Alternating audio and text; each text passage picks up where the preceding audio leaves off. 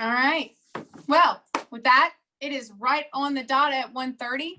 And those of you who know how I run a meeting, I like to start exactly on time and get us out of here on time because I know how important your day-to-day jobs are. So I'd like to take the minute to introduce myself for those of you who I have not had the privilege of meeting in person. I am Maren Brisson-Kuster, your 2020 NC Realtors president. And I am also a broker and COO for HM Properties in Charlotte, North Carolina. So I sit in the same hot seat that many of you do right now. And we will be recording today's session. So one, say nothing you don't want forever recorded. And two, know that you can pass this on to other people in your office or other brokers in charge that you think would find this topic of interest.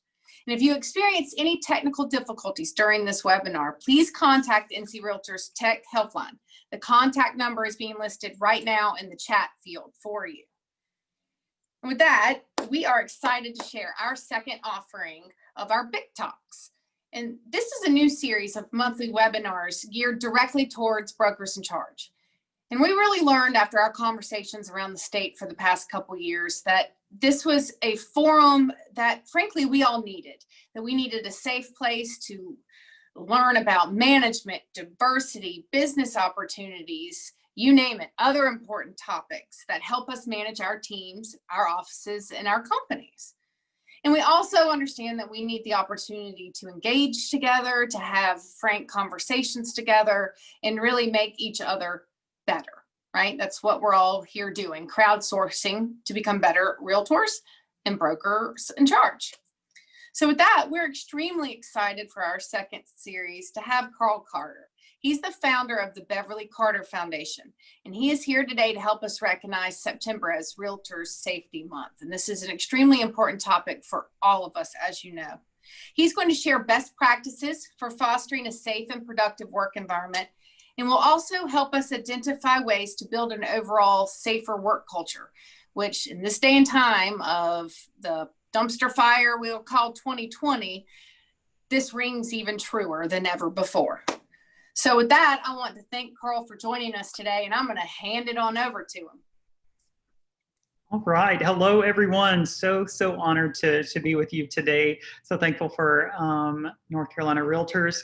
I am coming to you from my living room in Little Rock, Arkansas. And hate that we are not all able to be together face to face. But we will make the best of this.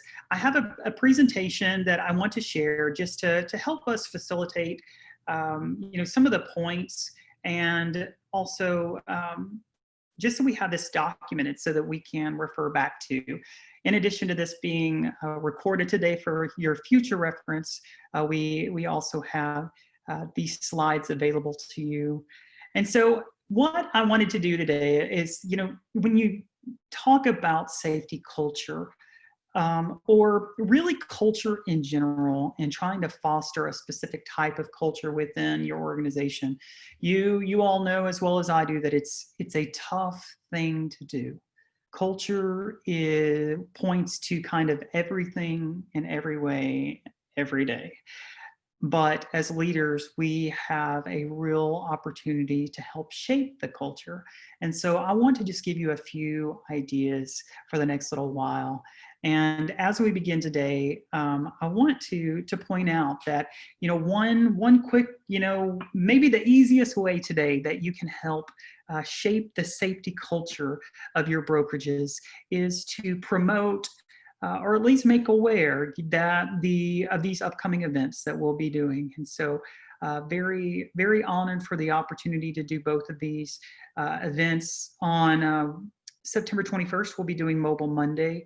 And so that will be kind of an interview style format where we'll be talking about just safety tips and that I've learned as I've traveled the country.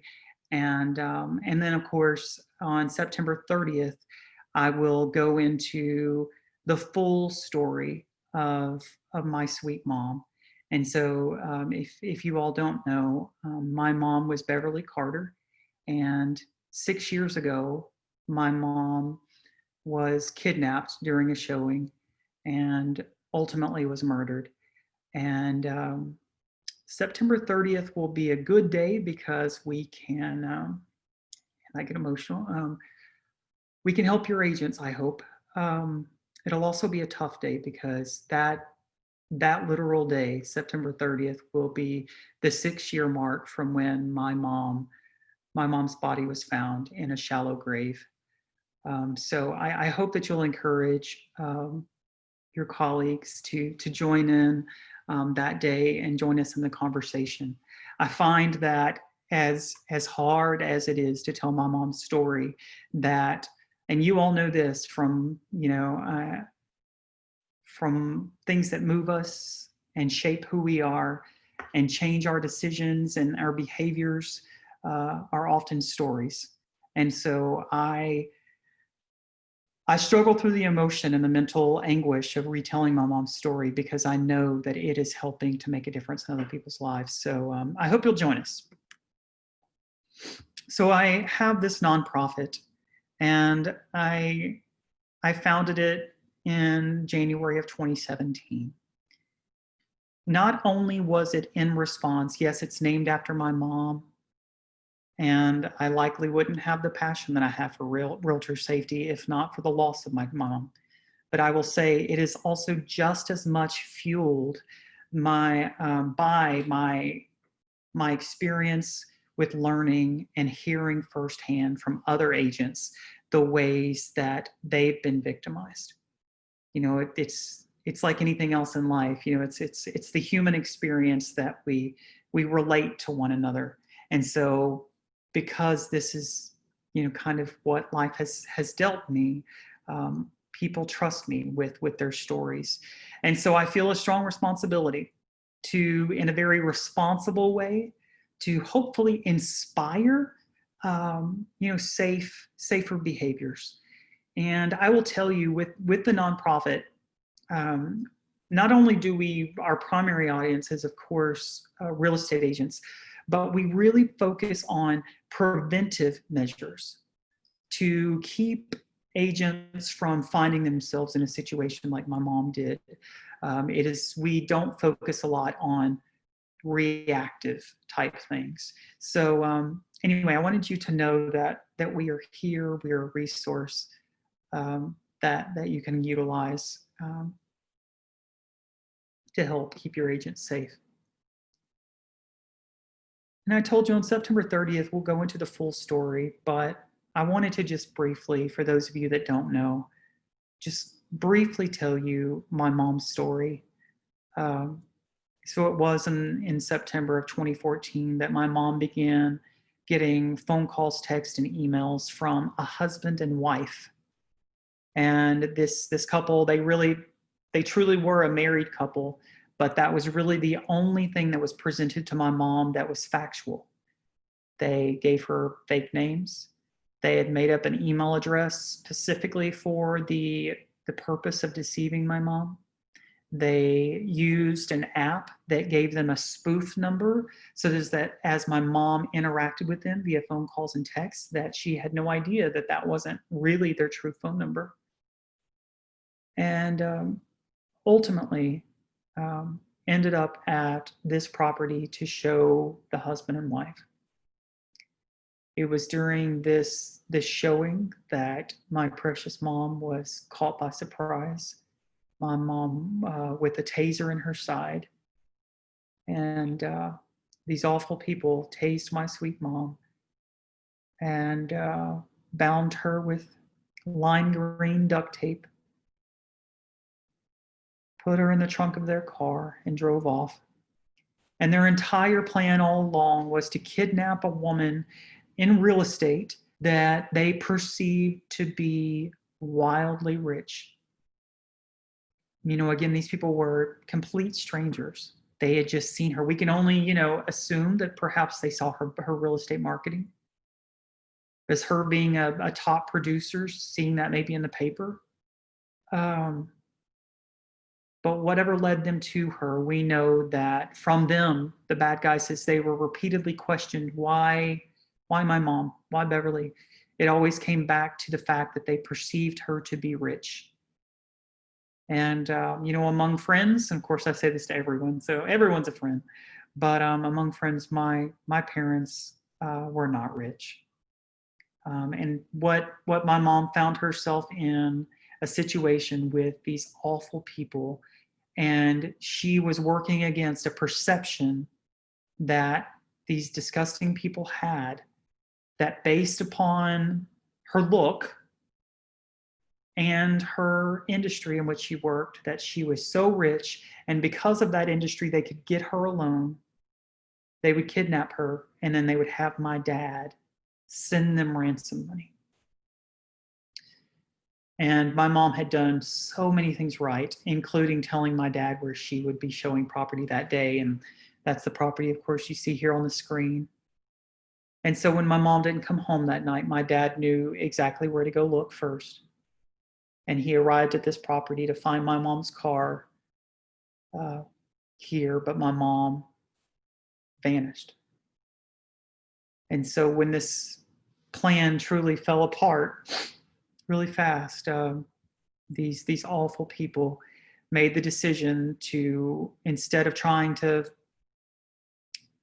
get the ransom, and then instead of just releasing her, they made the plan to end my mom's life. And so they took everything of value that my mom had on her person that day, and then ended my sweet mom's life and buried her in a shallow grave in a rural area on the backside of private property of a what I call a concrete plant that's rarely used. I'm lucky, and just so you all know, that these people were caught. We went to trial. These people are in prison. A few takeaways from my mom's story, and I think that you will see some of these themes as we go through the rest of our conversation today about ways that we can work with our agents to try to inspire or at least change some behaviors. One is to emphasize, we talk a lot about fair housing, and in that same vein, I'm going to talk through these first 3 bullets.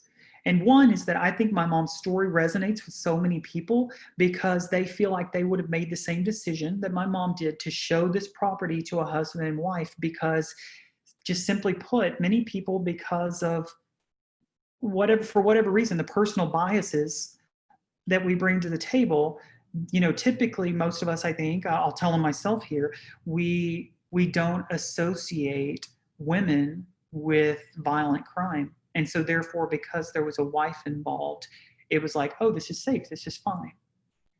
And I think that really resonates with a lot of people, with my mama. I think to this point, to the next 2 points, mom had no idea that everything that they had told her via phone call, text, and email was all a lie. And so building in that first layer of an in-person pre-showing buyer consultation in a public place, such as the office, really is more important than ever, at least for me, after this happening, my mom, because it would have been not accountability for the bad people. It would have been another layer. It would have made their plan a little harder to pull off. Now, I know, and I'll be the first to admit that, now in this COVID environment, the idea of meeting for a buyer consultation here and then going over here to see property, and it's more challenging right now. And I'm the first to admit that.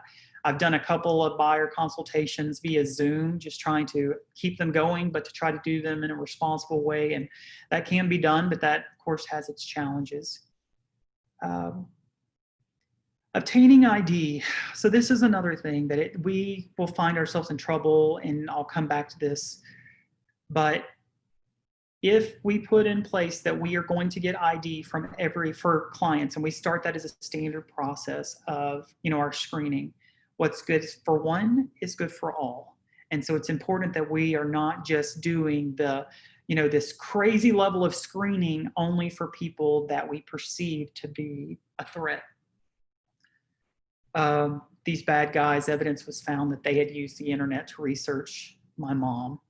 And alternatively, I think that we have to talk to agents about the importance of just taking a little bit of time to research their new clients. If not, to just further identify that they are who they say they are. And then of course, by finding out a little bit more about them, you can see things like their intentions, their interest, if they're a little unhinged. And then of course, I always encourage everyone to, maybe it's me being a little cheap, but we have access to such great safety technology already at our disposal that so many of us don't even use. That, when people so often ask me, well, what should, which apps should I use? Or even broker owners will ask me, they're like, well, should I invest in a safety app for, as a benefit to being on my team or being a part of my brokerage?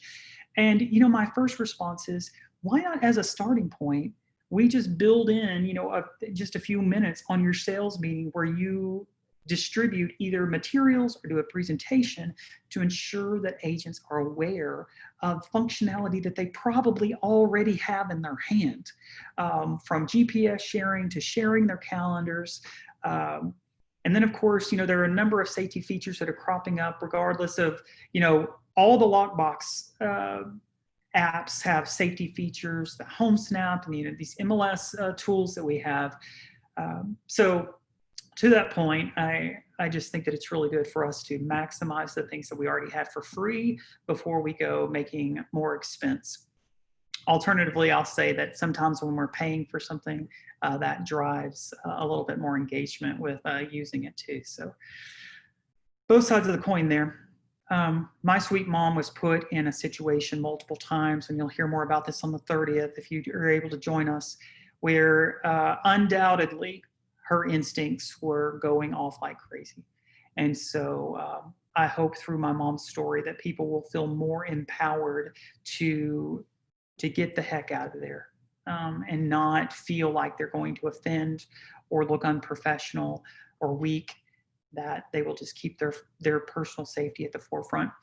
And then, of course, with my mom's story and the way that she was surprised and tased, I hope that we can talk to agents about the importance of how to conduct showings and open houses that is both hospitable and letting clients go first.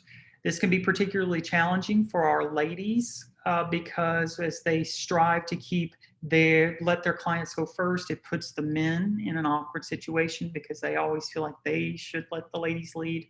And so that in and of itself is a safety topic that we have to work on and practice on, delivering that so it isn't so awkward. No, you go first. No, you go first. And then that last bullet will make more sense about the importance of reporting suspicious activity to the authorities immediately. More on that on the 30th as well. So a little bit about my journey. So mom was taken in September of 2014, and it was in January of 2017, just 2 months after being confided in by an agent, that she was there to hear my mom's story. And she came up to me, and it was with tears streaming down her face. She confided in me that she had just 2 weeks prior been raped while showing property. She had gotten trapped in a bathroom by some creep during a showing, and he raped her. And she felt such shame and guilt and blamed herself so much and was worried about it hurting her business so much, because real estate was all she had ever done, that she hadn't reported it to authorities. She hadn't reported it to her broker. And she hadn't reported it to even her own husband. And so it put a fire in my belly to create this nonprofit. That was the tipping point for me. And so since January of 2017, we've conducted over 150 instructor-led classes. Typically, these are face-to-face, which I think is a good medium, but of course, we're doing the best we can with COVID. We have a training library of 10 different courses that distinct courses that we offer. We have a lot of videos. I put 30 plus because there are probably 30 good ones. There are probably about 90 just okay.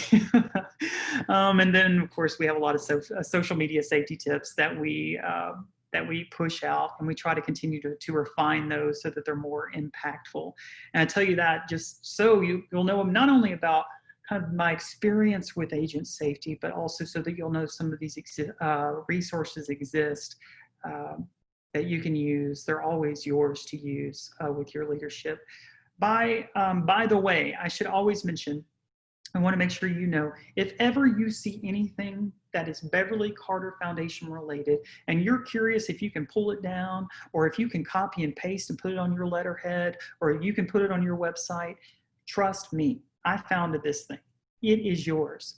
Copy it, paste it, go for it. The only thing that I will tell you is that at the end of this presentation, I'm going to talk to you about some liability concerns. And so from my vantage point, you know, I never want to be in a position, or if ever, let's say this, if ever I find myself in a position as a safety educator that someone says, you know what, I sat in on Carl's session and I did what Carl said to do, and I, you know, as a result was victimized. I want to make sure that as I'm sharing information that I have cited it, and I can go back to, you know, the source to just say, you know, this isn't just me speaking out of my head. I'm being a responsible educator. So just know that. You might keep that in mind, that if you get it, you don't have to necessarily give us credit, but just be able to speak to where it came from.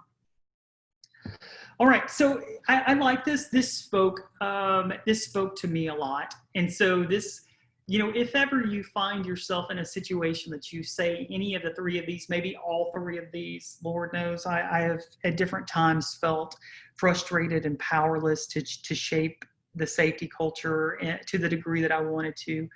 And so if you have ever found yourself saying, well, nothing will ever change, you know, and unless someone gets hurt, or, you know, I can't believe someone would do something so stupid, especially, you know, if you see agents in your, you know, or in your brokerage or at another brokerage, we learn of these stories of agents doing things that we perceive, you know, just as wildly reckless.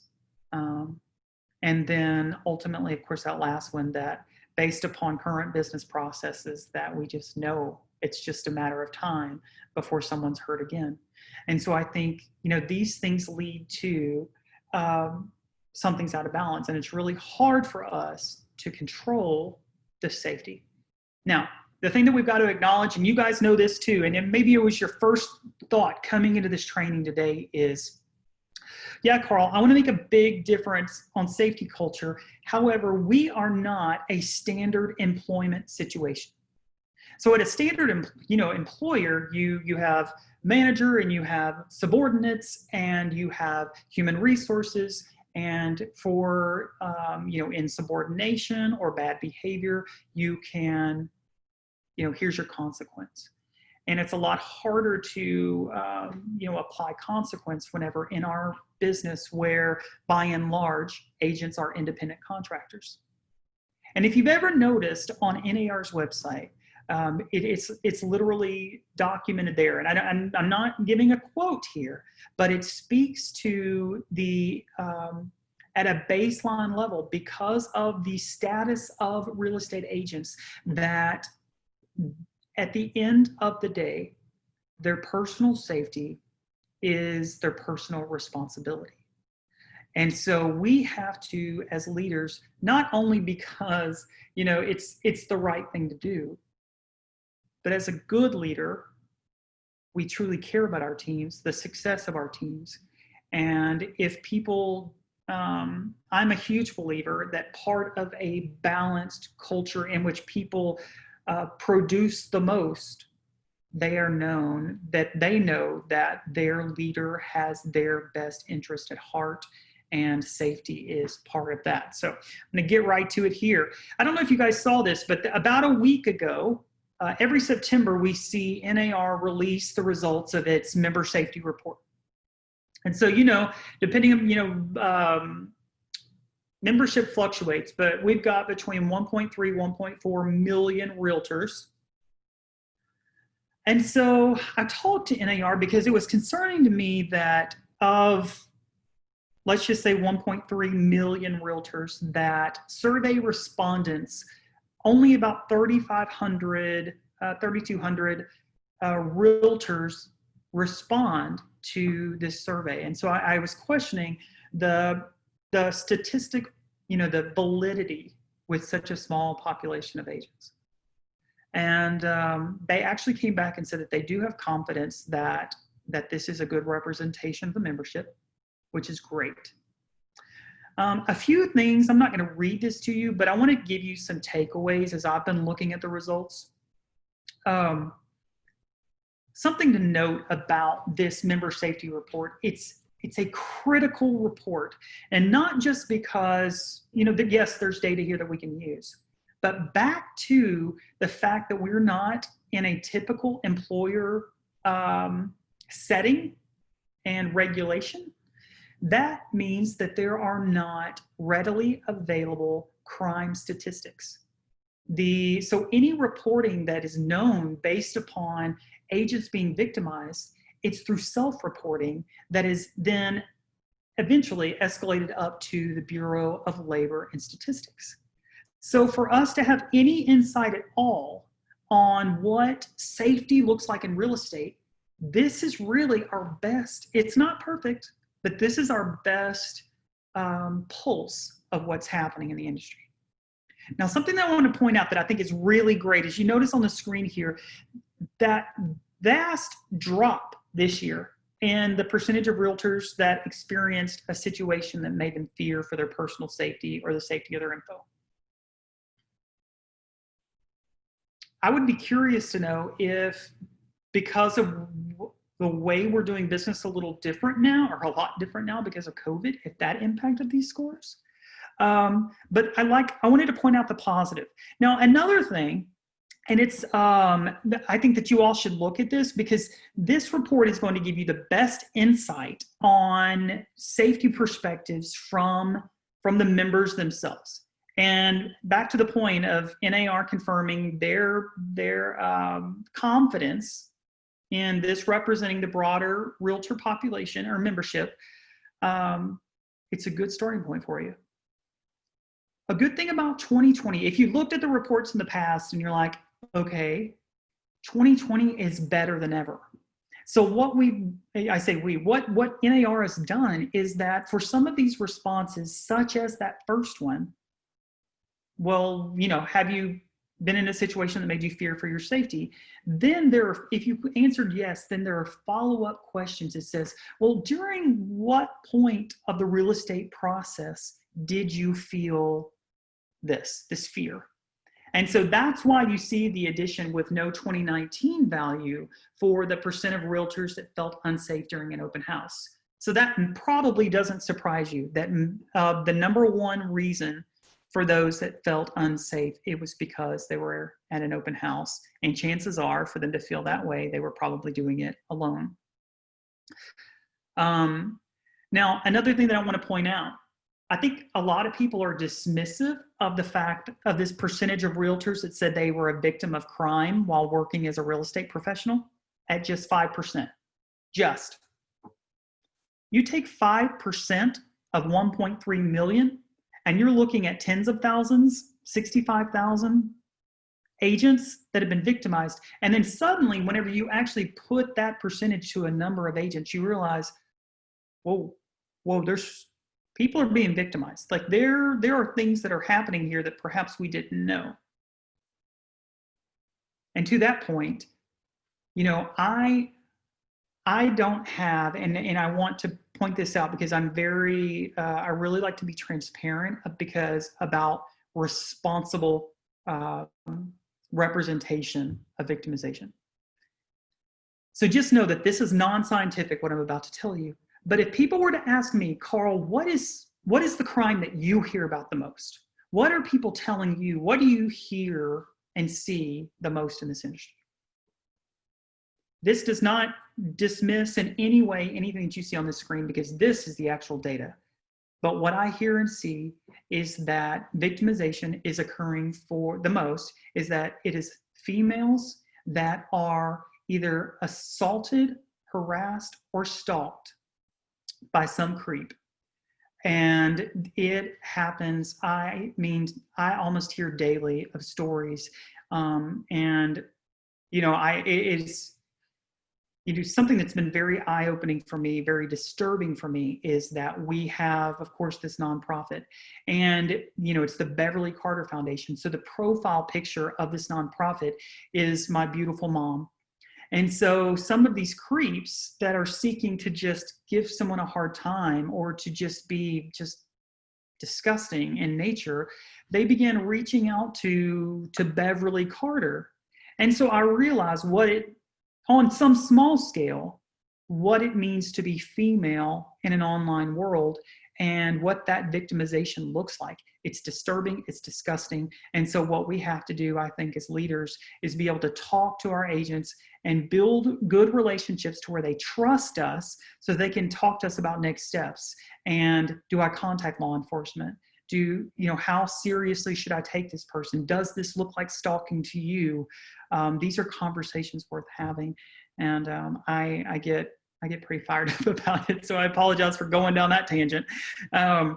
So one thing that, and other things I wanted to point out, interesting to see that self-defense weapons or tools, you see how this has gone up, especially among men. So that 40, up from 35%, you've got 46% of men saying that they're carrying a self-defense weapon.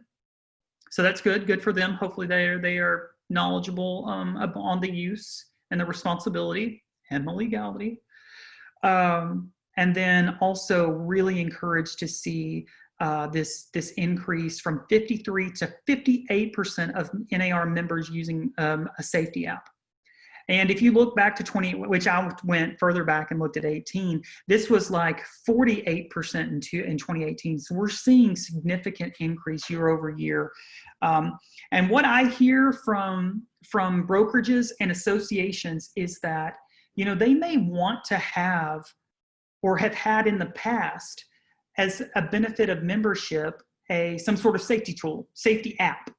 But they found, and what I've seen, you know, just hearing from multiple associations and brokerages, is that really at best case, only 5% of agents were actually even enabling it. And so I'm encouraged to see that safety is becoming more important, and that agents are actually starting to use these apps. So that's progress. All right, so let's quickly hit on some more resources. You guys probably know all these things, but so I'll fly fast. The CE Shop, so that's, you know what it is. But one thing that's cool is that they have an entire section of their website dedicated to agent safety, and everything that's there is free. And then even their CE class on agent safety, which is actually really good, is free during the month of September. So it's great. It's really great. NAR, so I've had the privilege of working on NAR safety committee this year and working alongside the great teams that we have brainstormed ways to make that safety repository better than it's ever been. And so there are safety tips, one-page references that can be given to sellers. And then I recently added some scripting out there to help agents with practicing that overcoming objections for how, you know, because it can be awkward, right? You don't want to see anybody walk away because you asked them for ID. So we built resources for that, and then how to enable safety features on iPhones and Androids. So that's out there on NAR's website. And then of course we have the Beverly Carter Foundation website that contains videos and safety materials as well. Of the things out there that I'm most proud of, there's a seller one-pager that can be given. Agents can take it, customize it, give it to their sellers, and helps them stay safe. And then there is an open house safety checklist that I worked to compile. Safety considerations for open houses, both before, during, and after open houses. And I'm very, very proud of that. It's one of our best training pieces, and it's a great resource for your staff as well.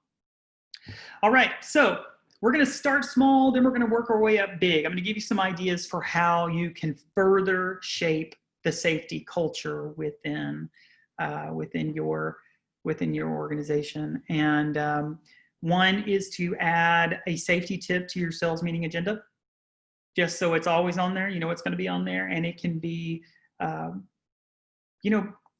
admit, and maybe I should have led with this.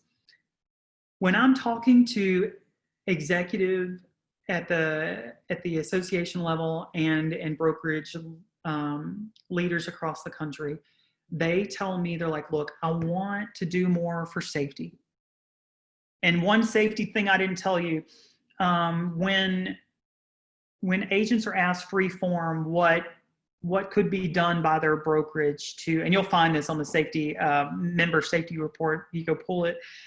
What could your brokerage or association do to help you be safer?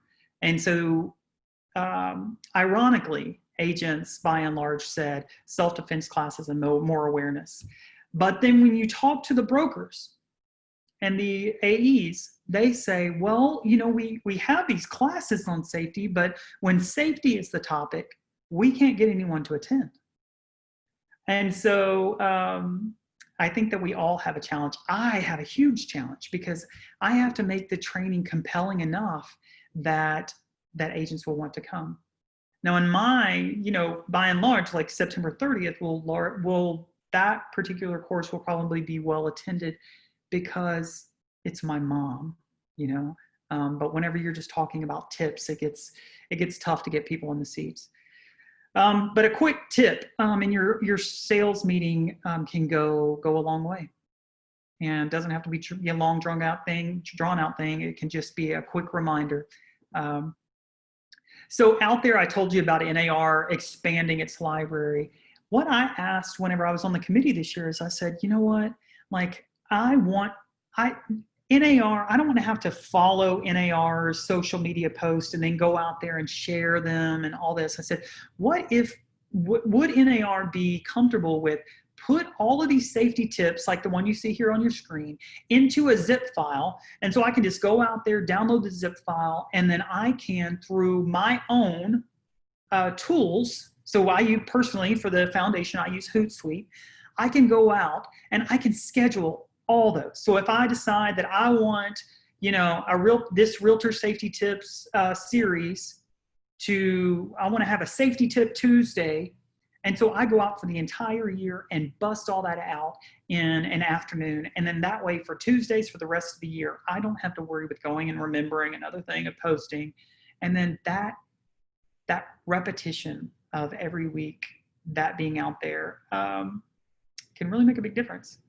You see here on the right side, this is every Sunday on Instagram, Twitter, and Facebook. For the nonprofit, we have Open House Sunday. And so we just have these little tips. I schedule them, and I'm telling my secret because if people probably think I'm at my computer just busting away every Sunday morning with Open House Sunday tips. But what I do, because business for me and the foundation activities slow down in December, every December I do a new design, new tips, or revamp, reword, and then I post them all for the entire year, all in one time. So that's a small way. Download them and work smart with it. Don't do a lot of batch content. Don't make a part-time job for yourself having to post these things every week. All right. So next, if you're going to get a little bit more involved, is to share with your staff, and not, maybe not just share. So with my particular brokerage, and I'm not the broker, but at mine, what our broker does is we have a private Facebook group, like probably every brokerage everywhere, but they take one-page resources, from a wide range of topics, from, best tips for filling out the contracts to, how to, whatever the topic may be. But also within those topics that are shared within our Facebook group, you can quickly share one-page resources such as any of these that you see listed here. And then I recently learned that, I how to do it. I've known that our brokerage will go out and they will, so that, the important things, as people post, they kind of get lost down the shuffle, that you can actually pin, have a folder of sorts that will, you can keep these important things, and so that agents can access them at any time. And people are on social media more than they're going to be on your brokerage's website. So it's a good way to share. Now, by now, and I'm sure you've already, kind of skimmed down through those, and those all seem good and fine. But then it becomes the problem of, okay, well, that's all good and great, but timing, and then you don't want to create something back to responsible data sharing. You don't want to create something that could be wrong or based on your opinion. So I encourage you to steal shamelessly from great resources that have already been built. So starting point, go to nar.realtor/safety, like that. That's great. And then pull it down. The good thing about NAR is that you can just take that content, you can add your logo, and you're good to go. Same thing with anything from Mom's Foundation. Now, I listed these because I wanted you to have access to them. This is not an exhaustive list. These were top of mind states that have, these are state associations that have really good safety sections. And so what you can do for any of these, and it's really kind of interesting to see the strengths for each state. So I'll tell you, like, if you're looking for information on an alert, setting up an alert process, which I'm going to talk about that more here in just a moment too. What do you have, what do you do when an agent, comes to you and says, this person's being super creepy and I want to get the word out. So Arizona has really kind of set the bar, in my opinion, for doing that, setting an alert system in a responsible way. Arkansas, of course, built out a safety site in response to my mom. Iowa has built theirs out. There was an agent in 2011 that you may be aware of that lost her life. Her name's Ashley Oakland. Iowa's doing some really cool things.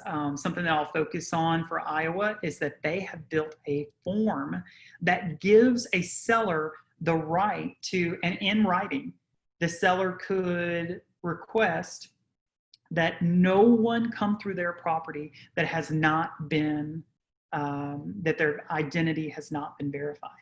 And so it's a bold step. But quite frankly, if we're all honest, no seller, if we were to get right down to it, no seller wants anyone walking through their home that hasn't been verified. But unfortunately, we all know that it happens a lot. So, and then just even with North Carolina, and just, you guys have had, I cringe at there's a couple of incidences from the past that have occurred there, just right in your own backyard, that you guys have done such a great job in. So be mindful. I think it's so easy to forget that these resources live out on these websites, and we can just go pull them down, and it keeps us from having to completely recreate the will. All right, so here's like super advanced, and I'm not going to take much time on these, but a brilliant way, and this does not have to, this can be at your brokerage, not at the association. I mean, yes, at the association level we want it, but at your brokerage, you can set a safety committee if you can get enough agents, get the interest. And what they can do is they can talk about safety topics that, that are top of mind for them. And there are, just even down to your office physical, the physical location of your offices, there are safety items to consider. And, such as working late and how to trip the alarm. And so I've seen so much success with this. And this goes back to kind of that leadership principle of, if you want to get higher engagement, if you want to get higher buy-in into safer practices to, just let people get right in there and be a part of the solutions. I'm going to come back to committees here in just a minute, because there are concerns. Committees can go a little off the rails sometimes because, it's really easy to brainstorm ideas, and sometimes well-intended ideas can get us in a world of hurt. And then going from one sheet references to actual safety guides. And then some brokerages, I don't know if you guys know Renee Funk and her husband, and they're out of Orlando. They're, you know, kind of infamous realtors in Central Florida. They recently announced that they bought cloud-based cameras for their agents to be able to kind of take around with them, use them in open houses, add some safety and accountability to their open houses. I think it's great. To the point of adding cameras, of course, there are concerns that we have to address with staff. A whole training issue of disclosing that, you know, properties are under surveillance and so forth. But we do see the implementation of such technology, and I appreciate their leadership on that, because I use a cloud-based camera in my open houses, and it's a great opportunity for not only for me to add a layer of safety, but then I can go back and watch that footage, as awkward as it is, and to see myself on camera. But I can not only use it for safety, but then use it as a training tool for myself, because, you know, I can see how I was interacting with clients, and then I cringe and I'm like, Lord, why would anyone ever buy a house from me? But so it's actually not only kept me safer and gave me peace of mind, but also helped to make me a better salesperson. Okay, these next things, these are things to watch. Not only, so I've seen these things, but there is detailed information I'm going to point out at the very end of this slide deck, which we're approaching the end.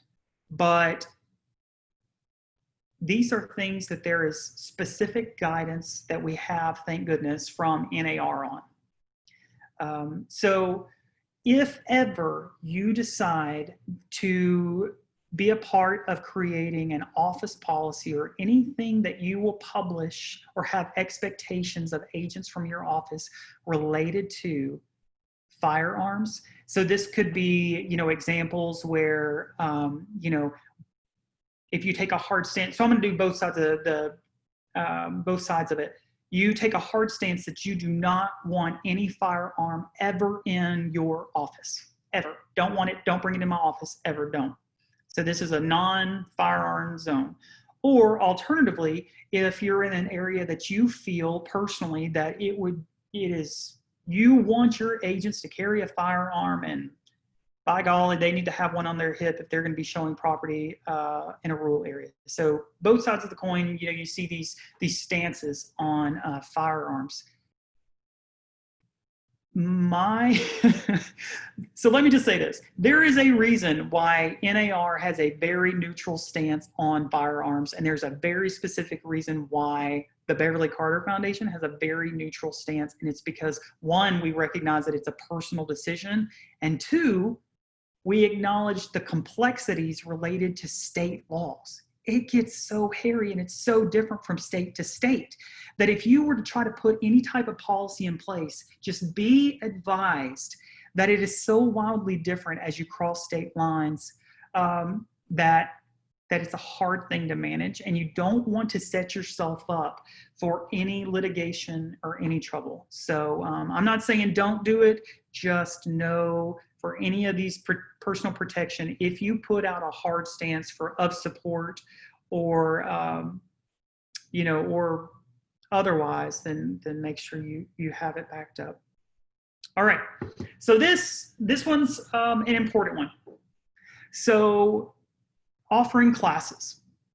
So if you know, I think that it's pretty, I see it happen a lot across the country that brokerages will offer self-defense classes, for example. So just be mindful of the fact that if you are going to coordinate such a class, that you need to be very mindful, and you need to communicate your expectation to that self-defense instructor that, you know, here we're talking about, you know, the average agent is female, middle-aged. So we need to make sure, and then, you know, not just that we're shooting for the average here, but we want to make sure that we are offering a course that every one of our agents could participate in. I know that some don't consider this so much of a worry because they, you know, Self-defense courses aren't, they just don't cover it, or they don't, provide it through the brokerage, but they just let the affiliates take all that on. But just as a heads up, you might, just offer your affiliates kind of that kind word of making sure that it's totally inclusive of everyone, regardless of their disability or special needs, that they can participate. And of course, make sure that the expert is being very responsible, that they have, if they're presenting information, just like I have a big responsibility with what I'm talking to you about today, that they have their facts together, and that they have insurance. So, but of course, your local legal counsel can also help with that. But it's an important thing. Inclusivity is big, big, big. All right. So I always say whenever I'm talking to people about my mama is that my mama would not have met with that couple had she known who she was really working with. Had she known the true identity of that husband and that he was a 7-time felon, she wouldn't have met him at that property that day. Or when things went a little differently than was originally proposed, she would have gotten out of there. And so it's real easy to throw out that, it is my hope that every agent would ask for identification before they are showing property. The problem, and this is direct, every word on this slide is from NAR. Our agents cannot have the practice of only asking for identification from the people that they feel might pose a threat or might be a waste of time. If they put this in place, what's good for one is good for all. Otherwise, they could really be setting themselves up back to the whole issue of, along the same lines of fair housing. Fair screening is a very big point. So if ever you share, your support of them doing ID checks, I just please do remember that they must do that equally. Okay, so here is, and we're coming up on the end, my friends. This is something that I have seen. It gets out of hand really fast, and you all may agree with me if you're active in. I know that I have a heightened sense of awareness to all things safety, but Lord, some of these Facebook groups for real estate. But I've seen brokerages, I've seen individual agents, I've even seen associations get mixed up on, they want to set up some sort of process, a communication channel that if an agent feels threatened or an agent is victimized in some way, or, there's a deadbeat tenant or a sexual predator has moved into the neighborhood, whatever the concern may be about a bad person,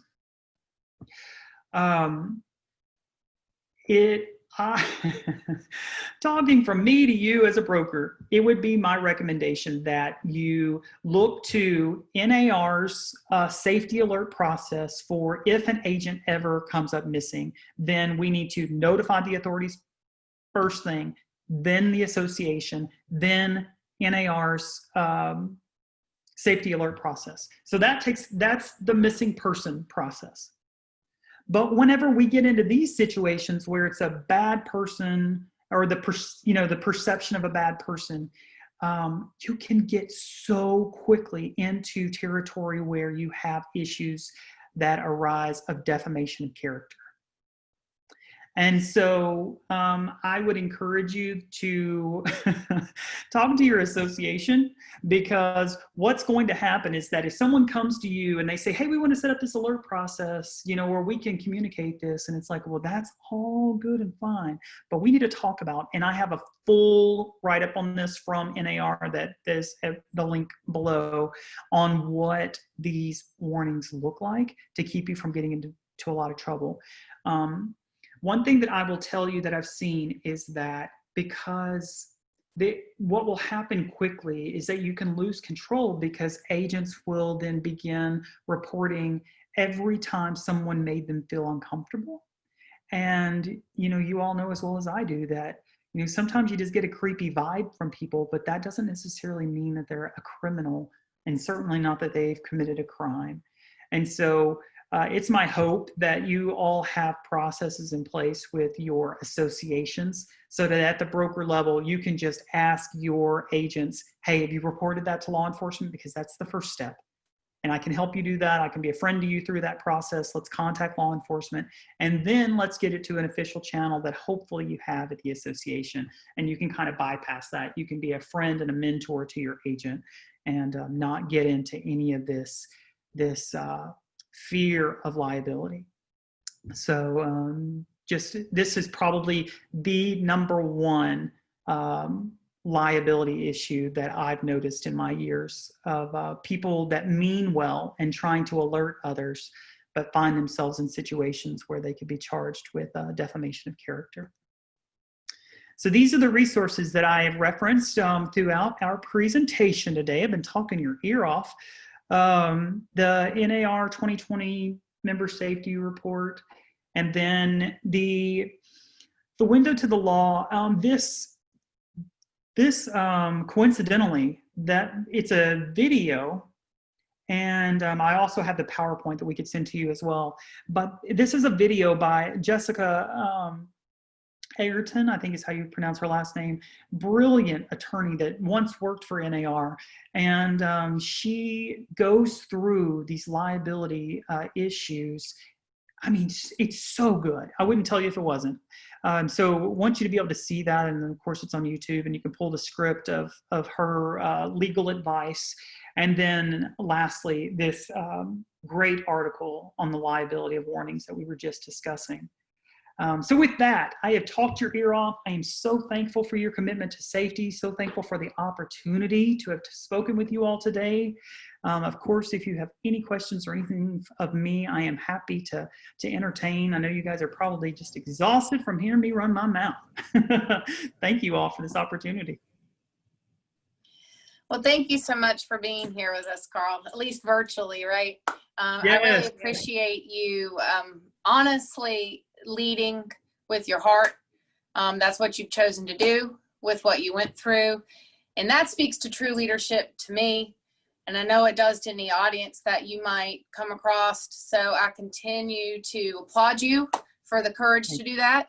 And I thank you because it's a message we all need to hear and testify and preach and spread. So thank you for your time. I know that we are at the end of our session. So I want to thank all the Bics who need to get back. I'm looking for questions. I'm not seeing any in our chat right now other than they all want a copy of this to pass it on. So I can tell you, you've made an impact here for us because we want to spread the word. It is a real issue and it matters. And you matter, and thank you. And all of the Bics out there that are watching, thank you for what you're doing. Let's stay safe and make sure to give us feedback on future topics that you might like to hear about. And Carl, I'll see you around. Stay safe, stay good, and let us know if we can ever do anything for you. Of course. Appreciate you. Thank you. Everyone have a great week. Bye, everyone.